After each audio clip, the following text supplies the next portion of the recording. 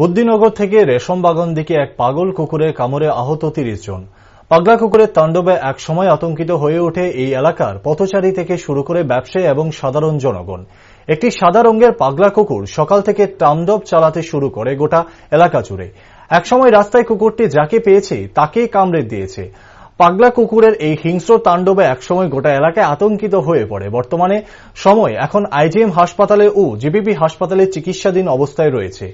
এই পাগল কুকুরটি ধলেশ্বর হয়ে কল্যাণী তাণ্ডব চালায়। বৃহস্পতিবার সকালে বেশ কিছুক্ষণ পাগলা কুকুরটির তাণ্ডব চালালেও প্রাণী সম্পদ বিকাশ দপ্তর, পৌর নিগম এবং পুলিশ প্রশাসনের ভূমিকা নিয়ে ক্ষুব্ধ সাধারণ জনগণ।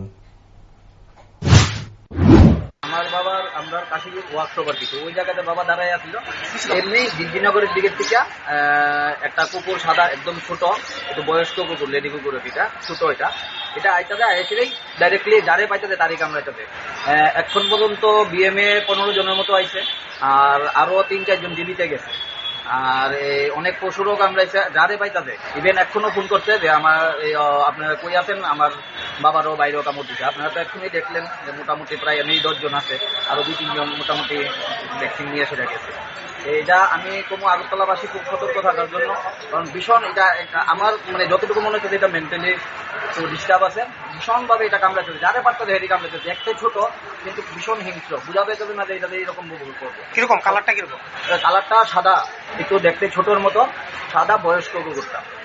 যার বাচ্চাদের আগরতলাবাসীদের একদম সতর্ক থাকার জন্য আমি আহ্বান করতে এই কুকুরটা আমি গভর্নমেন্টের কাছে খুব রিকোয়েস্ট করতে যে এই কুকুরটাকে যাতে রিকভারি করে সেটা কোনো একটা ভালো জায়গাতে নেওয়া হয়, নাহলে আরো অনেক মানুষকে কামড়াইছে।